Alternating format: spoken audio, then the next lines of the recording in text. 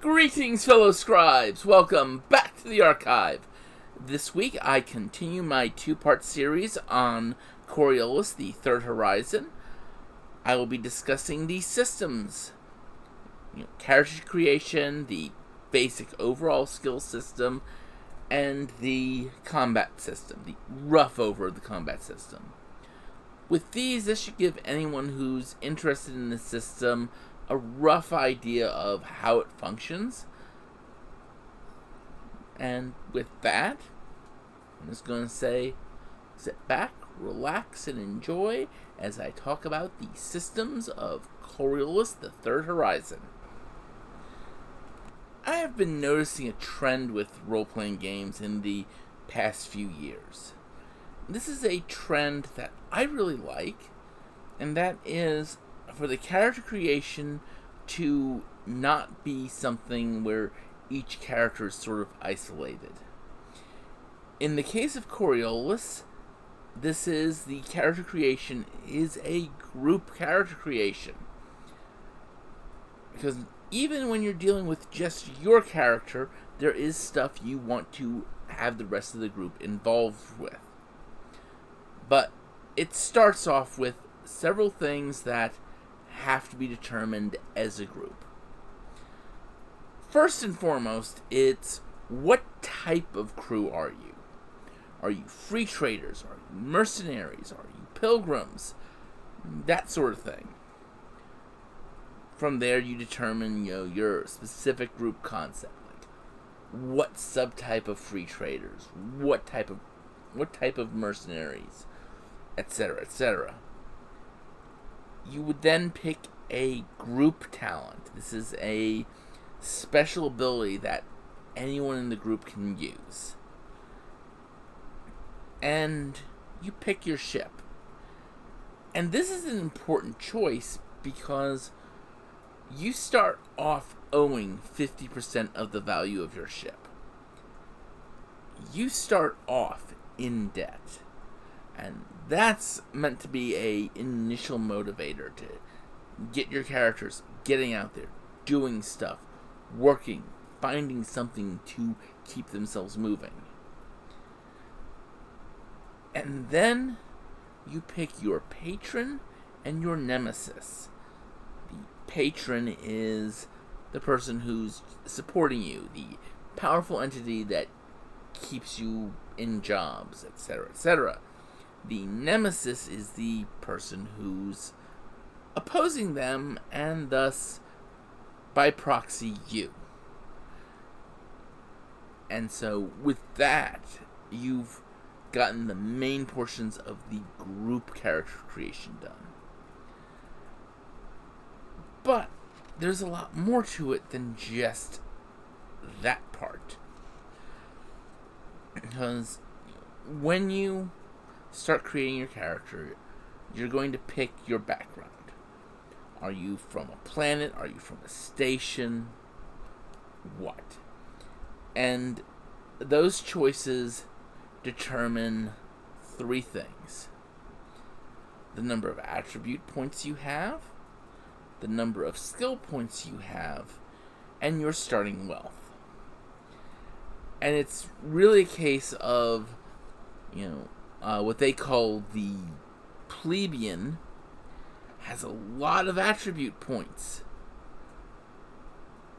a low number of skill points, a low reputation, and low wealth.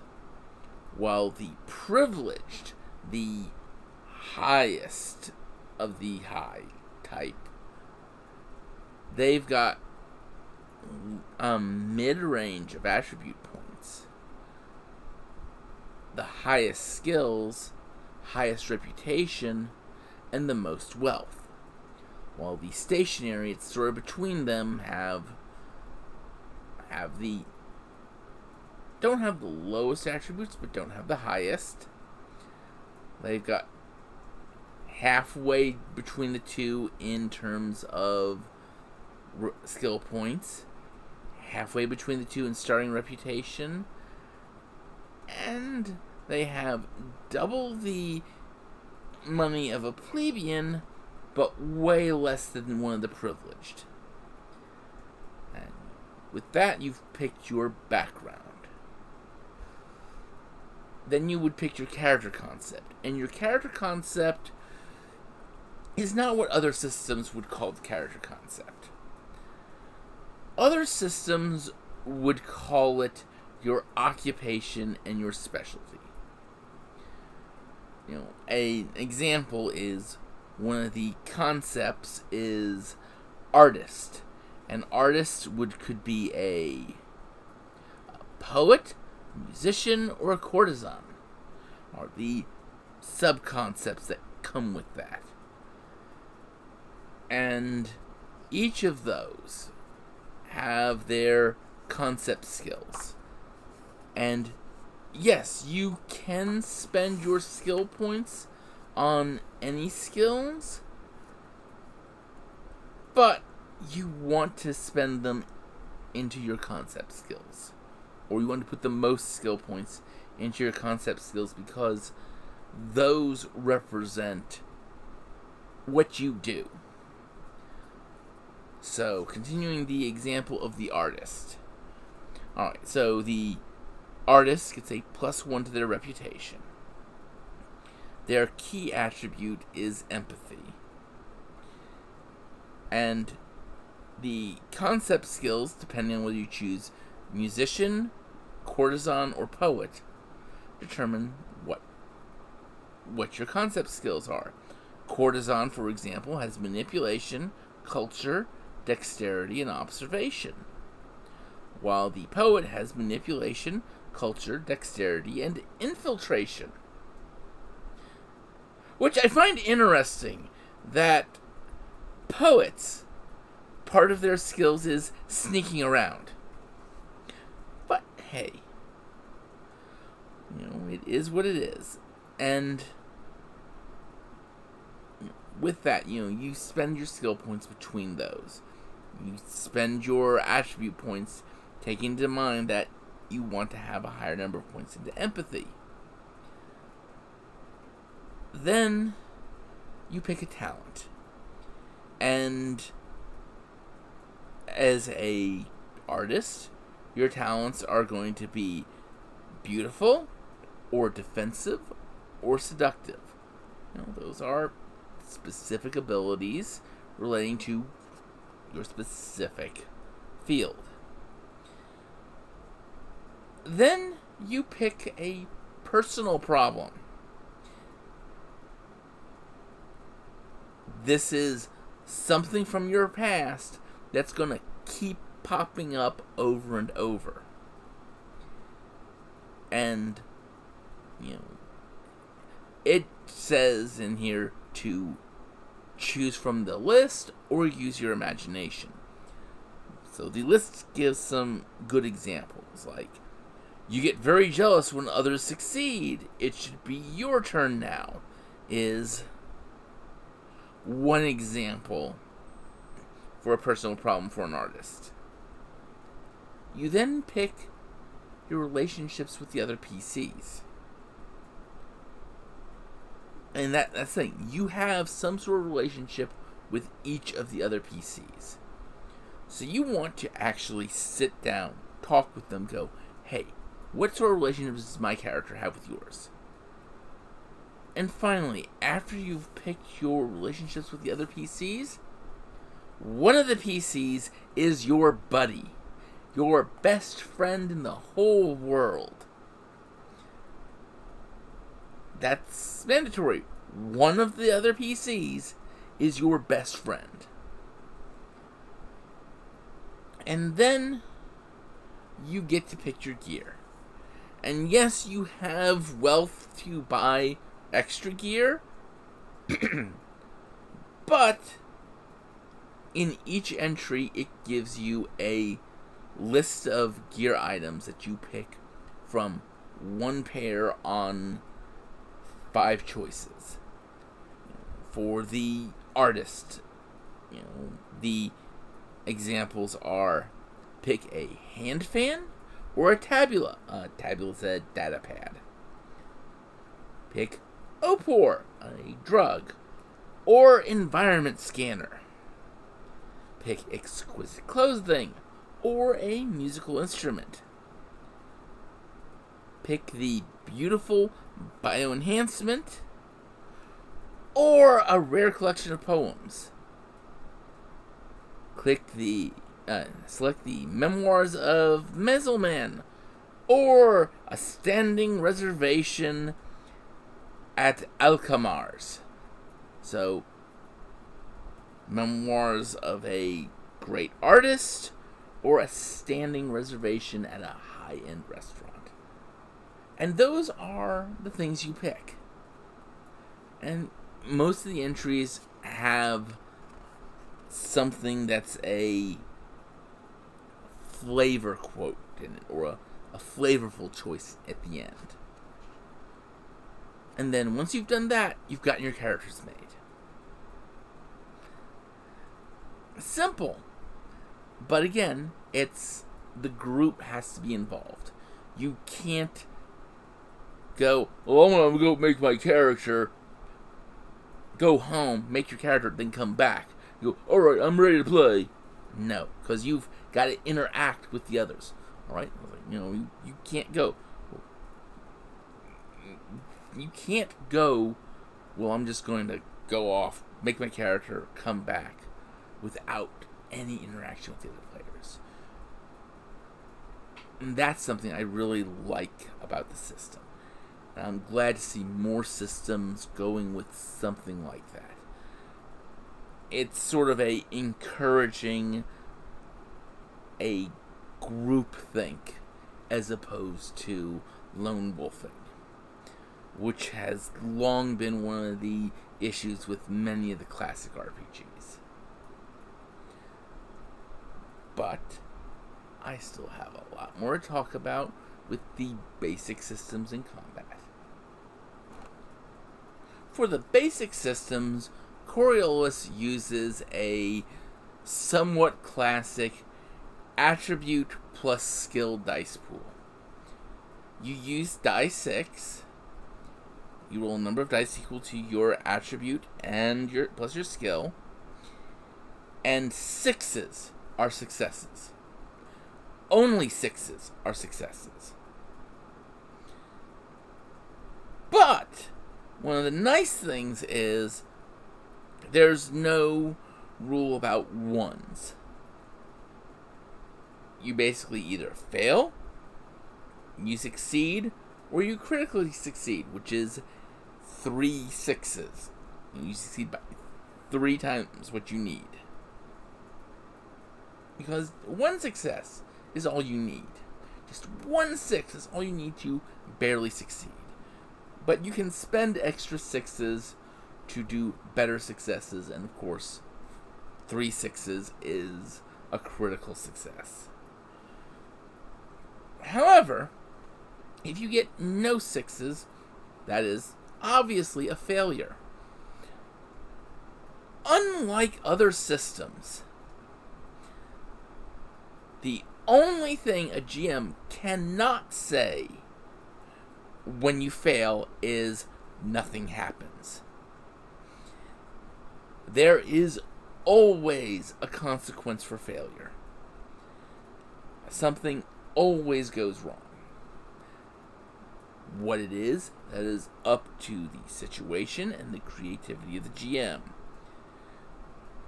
It could be literally anything within their imagination that applies to the role. But if you get no successes and you really, really need that role to succeed, or maybe you got 1 or 2 successes and you really, really need more. Maybe it's such an important role that you really need something more than just that 1 or 2 successes. You can pray to the icons. Praying to the icons takes no time. It's instant. And you re-roll all dice that are not 6s. The most common use will be to reroll a failure. And note, if you prepare ahead of time by praying ahead of time, you get +1 dice to the reroll. If you prayed at a chapel to that particular icon, you get +2 dice to the reroll. So sometimes praying to the icons can be beneficial, especially if you plan ahead and the roll goes to the correct icon. However, the universe tends towards balance. And there is a force called the dark between the stars. And every time you pray to the icons, the darkness score increases as the dark between the stars gets a little bit stronger relating to you. And then eventually backlash comes off. There can be any number of things that cause the backlash, or any number of things that can be done in that backlash. The GM could make a reroll of an NPC action, or an NPC can take the initiative. PC has an empty energy clip or an empty clip. Their weapon misfires. All sorts of things like that. And those are all saved up. The GM can pop any of those. Now, of course, there's a unique rule in the setup. More than just the, how praying to the icons sort of pushes bad luck out as well as good. And that is, after you have made your roll, done your prayer to the icons, you only have one chance at a job. Only one chance at an approach. So you cannot try again. If you fail one way, there's no, well, I see what I did. Alright, let me try it again. No. It's, that failed. You can't succeed that way. Find a different approach. Try a different thing. And that's basically how the core of the system works. I mean, there are things that modify rolls, gear, implants, help from others. And of course, there's opposed rolls, which are, oh look, I'm making a manipulation or infiltration check. Well, you know what? I'm going to be making a perception check to notice, or I'm going to be making the appropriate test to see through your attempt to manipulate me. And that's bog standard. That's really common in this type of system. And yeah, that is pretty much the core system. Combat, however, has its own little foibles. In Coriolis, like in most role-playing games, combat starts with initiative. Initiative here is going to be determined by rolling 1 die 6. This die is modified, of course, by any appropriate modifiers. But this die does not change. This initial total is not re-rolled during combat. There are a myriad of ways to raise your initiative. And of course, you can always voluntarily choose to lower your initiative by delaying your action. Note that when you delay your action, your initiative shifts down permanently. Any action, with the exception of using weapons with bonuses to initiative, that increases your initiative, that change lasts the remainder of the fight as well. And that is a big deal. Any changes to your initiative are set. If you and an opponent have the same initiative, roll tie for your initiative, you each roll off on a 1d6, no modifiers. That die is not changing your initiative. That's not changing your score or anything like that. That is just determining which of you is acting just a hair's breadth faster, at least from a narrative perspective. Or should I say from a game mechanic perspective. From a narrative perspective, you're both still acting so close together it doesn't matter. But one of you is just a hair faster. And then, of course, you get to start determining your actions when your turn comes. And you have 3 action points to spend. They can be spent on 3-point slow actions, which include things like firing an aimed shot or firing a weapon in full auto. They can be used on 2-point normal actions, which are things like making a melee attack, making a normal shot, or they can be used on things that are called 1-point fast actions. And many of the 1-point fast actions are defensive. And here's the thing.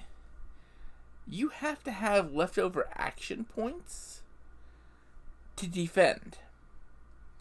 So if you want to defend from a melee attack, you have to have saved an action, 1 action point, to defend against 1 melee attack. Now, depending on your character build, determines whether you want to save more than that 1. And the reason why I say that is because of the options you have when defending. Now, understand, if your opponent gets even 1 hit, they still hit. And what you do when you defend is you roll a melee attack roll at the same time as your opponent. And then for every success you get to spend that success doing something. Decreasing damage, you remove one of your opponent's successes. If you remove all of his successes, he has nothing. Nothing gets through. But, and here's why you want to sometimes think about saving all your actions. One of the actions you can do is counterattack, which means you hit, you do damage. You can't spend extra successes for extra damage, though you can spend them to crit. But here's the fun trick. In theory, there is no you can only do 1 counterattack.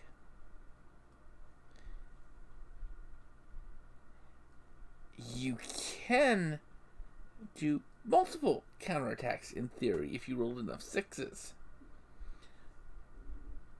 Of course, you can disarm your opponent. You can raise your initiative. These are all fun little things